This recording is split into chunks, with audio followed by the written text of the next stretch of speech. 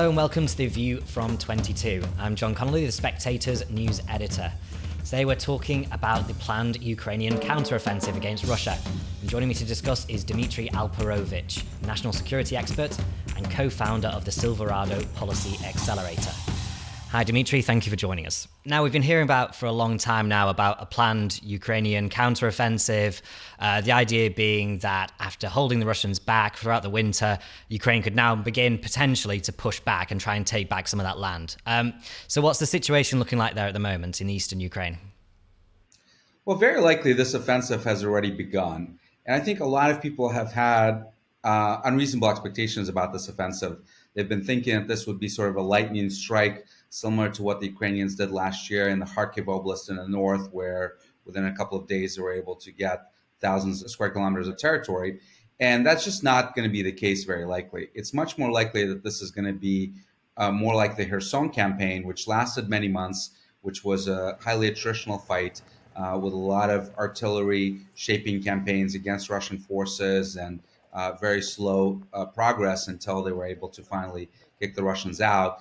The Russians are expecting, of course, this counteroffensive. They've been preparing for it. They've been building defensive fortifications. So what the Ukrainians are doing right now is really shaping operations. You see some minor operations that they're doing near Bakhmut, and those are likely to an attempt to distract Russian forces, maybe to bring some reinforcements from other areas where the Ukrainians are much more likely to strike. It seems a bit like we've seen the Ukrainians playing down a bit some of the counteroffensive talk. I mean, the land we're talking about here, it's about the size of the UK that Russia still holds in Ukraine. I mean, how much of that do you think they could really take back? Well, look, I think it all depends on how prepared they are, but also it all depends on how prepared the Russians are. In fact, when you look at the successes that the Ukrainians have had thus far, whether it was in the Battle of Kiev, whether it was in the Battle of Kharkiv, whether it was in the Battle of Kherson, those successes, and I don't want to take anything away from the bravery and the brilliance of the Ukrainian forces, but they were largely a result of the Russians being woefully unprepared for the fight. In Kiev Oblast, they didn't have the logistics, they didn't have the forces to take Kiev, they had to withdraw. In Kharkiv Oblast, they were severely undermanned, and the Ukrainians saw that and took advantage of that. And of course, in Kherson, they were on the other side of the river. The Ukrainians were able to blow their bridges, and they were not able to supply their forces. Those easy wins are gone now, so the Russians are much better prepared. But again, if they make major strategic mistakes, if they fall for a trap that the Ukrainians may set for them and redirect their forces and weaken their front lines, then the Ukrainians are going to be able to make some major gains. And we saw the announcement last week that the UK are sending long-range missiles to Ukraine. I think the Shadow missile system they're called, which have an even longer range. I mean, do you think that kind of thing can make a difference? I think it's certainly going to help. One of the things that the Russians have done fairly well in recent months is they've adjusted to the HIMARS weapons, the long-range rocket launch systems that the U.S. had provided last summer by pushing back their logistics hubs outside of the range of HIMARS. Now those logistics are once again in range with the Storm Shadows being provided by the UK. But the issue with the Storm Shadows is it's a very expensive system, over 700,000 per missile, and there are relatively few of them. So the Ukrainians are going to need to be very thoughtful about the targets they choose to hit and make sure that they're really going to be able to hit the right targets with those missiles because they just don't have enough of them. There's a story in the Washington Post as well saying that Zelensky is perhaps considering strikes inside the Russian mainland. I mean, do you think that's something that we might see? Well, the Ukrainians have clearly been striking the Russian positions back in Russia for quite some time now, and I'm fairly convinced that the drone attack on the Kremlin a few weeks ago was not a false flag operation. It was a Ukrainian operation. We've seen a number of other drone strikes by the Ukrainians against Russian forces, Russian airfields, not just in Crimea and other occupied territories, but in Russia itself. That's going to continue, but Zelensky has committed to the U.S. and the allies that he will not use Western weapons to do so. So I think he's likely to hold to that promise. And when Zelensky was in the UK, he mentioned as well, I should add, that he's very keen to have some jets, which the UK is supportive of, and even if not giving them individually. I mean, do you think that air support could make the difference, and do you think he's likely to get them? So the key question about the jets, and the Ukrainians clearly need them because the Russian Soviet era MiGs that they're flying right now are outgunned by the Russians. They are also very stressed. They've been flying them in very stressful missions, very low to the ground. So those airframes are really getting worn out. Now they've gotten some more MiGs from Eastern European countries or formerly part of the Warsaw Bloc. So that's going to help. But they really need Western jets, and sooner rather than later. There's been a lot of talk about F-16s, and there are challenges with the F-16s. It's a complicated jet to do logistics for. It requires relatively pristine runways. There's questions about which missiles you can fit on an F-16s that the U.S. would actually be willing to export, and potentially have China reverse engineer those missiles and impact our readiness in the Indo-Pacific. A much better jet would be the Saab Gripen from Sweden. Sweden doesn't have a lot of them, but Czechoslovakia has a number of them that they could potentially donate if they get other jets to compensate, like the F-16s, and they're trying to buy the F-35, so maybe there's an opportunity to accelerate that. That would be a much better jet, but they need something because the reality is that the air defenses that they have are getting stressed to their limits. The number of interceptors that they have is also running out. So you really need to make sure that the Russians do not establish air superiority over the skies of Ukraine, and jets are going to be critical to that. Do you think that's something they need for this particular summer offensive, or do you think it's more a long-term concern? Well, I thought that they needed it yesterday, not necessarily for the summer offensive, because the reality is you're not going to have Ukrainians really have effective supportive ground forces with these jets, just like the Russians have not been able to do so in their campaigns, because the country is littered on both sides with very effective air defenses. So the goal of the jets is not necessarily to support the land forces, but to keep the Russians from establishing air superiority over the skies of Ukraine, to keep the Russian Air Force at bay. That's really the main thing that you're trying to accomplish there. So far, they still have some air defenses operational, and obviously the Patriots and the NASAMS that have come in from the West are helpful there as well. They're using a lot of them to intercept these missiles that are targeting Kiev and other cities. So that's a main issue that they have to decide where to put those air defenses. Do you put them closer to the front line? Do you put them near the cities where some strategic and civilian targets are getting hit by the Russians? It's a really tough dilemma for them, and that's where the jets can help. And stepping back for a second, do you think there's a bit of a risk here with the counteroffensive in Ukraine, in that if they don't make the gains that perhaps their Western allies have expected, that there might in turn be less Western support in future because they'll be thinking, why should we send weapons to a campaign that's not working? Do you think that's troubling Zelensky and other leaders in Kiev? I think that one of the things that Putin is absolutely counting on is that the West, both the United States and European allies, are going to get tired of this campaign. They're going to run out of stocks of munitions to supply to the Ukrainians. In the time of austerity measures, once again, in the United States, there's going to be less appetite to send tens of billions of dollars to Ukraine.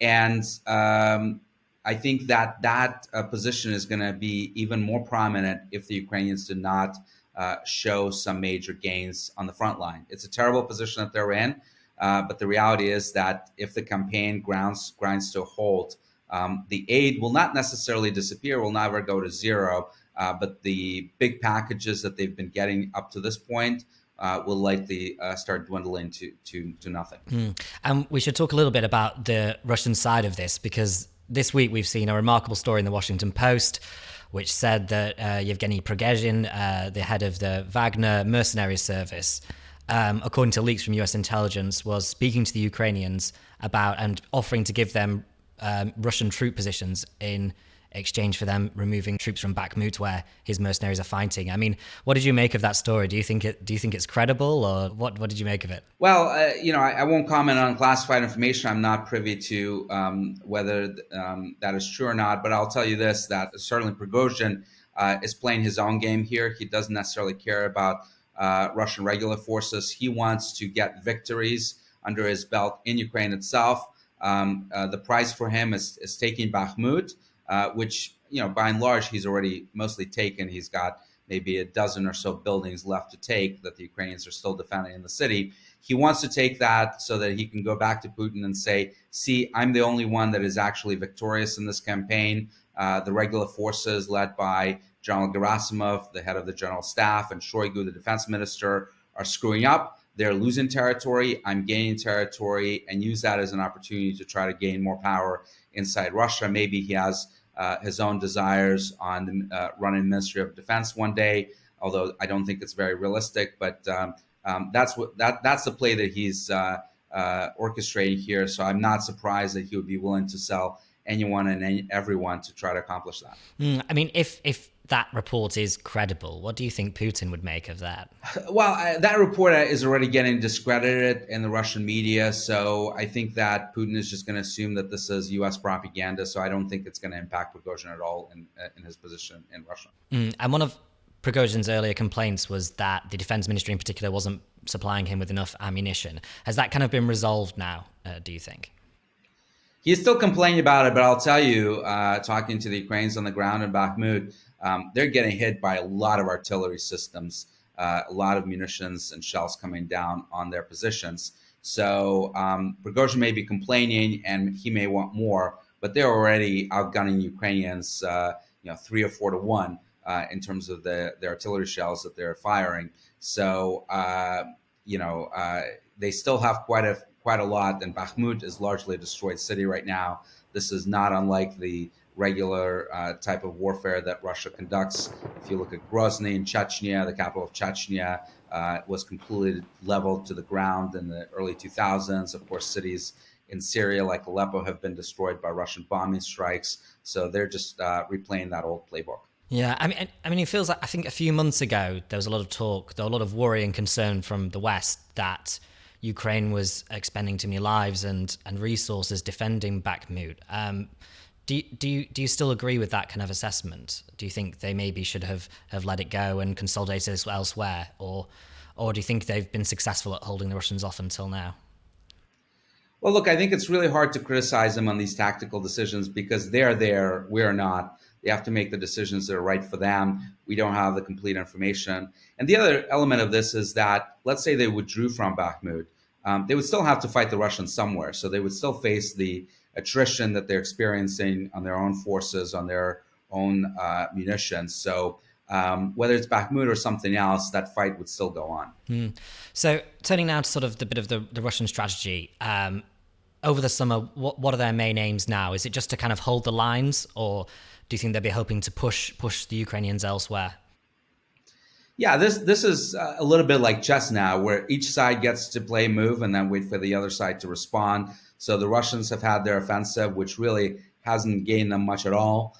Maybe they'll finish it by taking those few remaining buildings in Bakhmut, probably destroying them. And then they'll sit and wait and respond to the Ukrainian counterattack.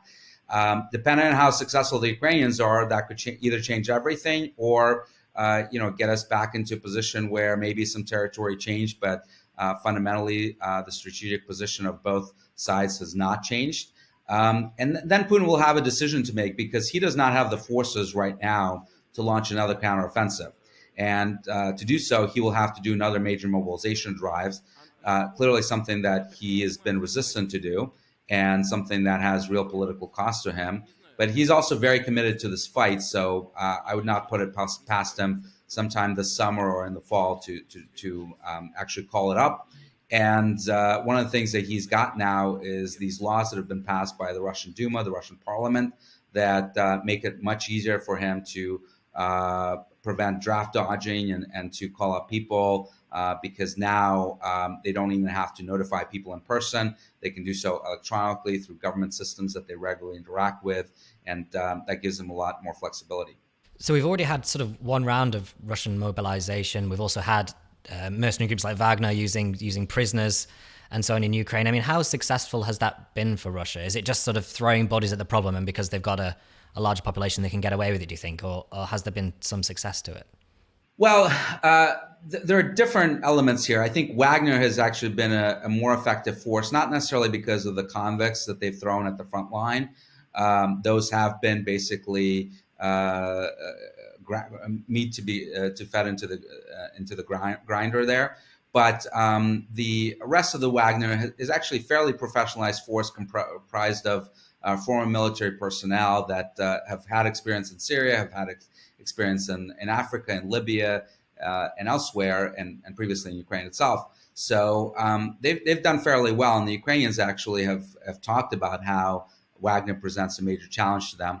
The mobilized personnel in the regular army have done much less well, and in part because the training has been very limited.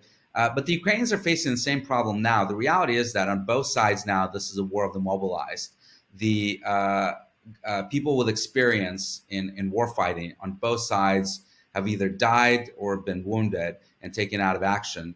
And now you have people that don't have that much experience. On the Ukrainian side, they are sending people to the West, but it's only 4 to 6 weeks of training. It's not a lot to train someone to do combined arms operations.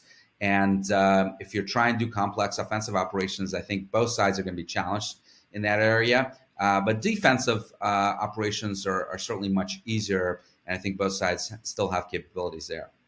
Presumably, Ukraine must be more worried than Russia that if this counteroffensive goes badly and they lose a lot of men, then they're going to really struggle to replenish that because with a small population, right?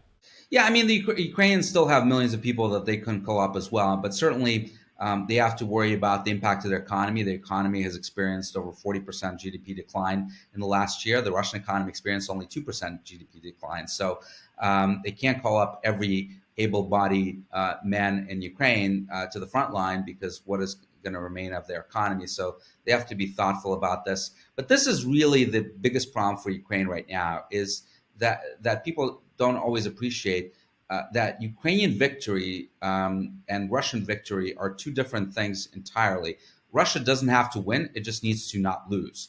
And Ukraine actually needs to win. It needs to take back the territory that is lost and kick Russia out. And that's much, much harder to do than for the Russians to try to hang on to what they've taken. That brings us on nicely to my final question, which is that say if this counteroffensive isn't as successful as some might hope, the lines that Russia's lines don't get pushed back that much. They hold on to a substantial amount of Ukrainian territory. Do you think we're going to see greater calls for Ukraine to come to the negotiating table and negotiate with Russia? Well, you're already seeing that. I'm here in Europe this week and talking to Europeans across the continent. A lot of them are wondering, when is Ukraine going to start negotiating? The problem with that position is that they don't have anyone to negotiate with. There's zero indication that Putin is at all interested in negotiating. I think he's certainly looking at the election calendar next year in the United States, where he may expect potentially an administration to come to power that may be less interested in helping Ukraine. He's also looking at the munition supplies in the West that are dwindling, particularly artillery and air defense interceptors, and is hoping that that's going to change his fortunes. So the idea that he's going to make some major concessions to Ukraine in the negotiations at this moment, I think is a pipe dream. Brilliant. Thank you very much, Dmitri. Thank you.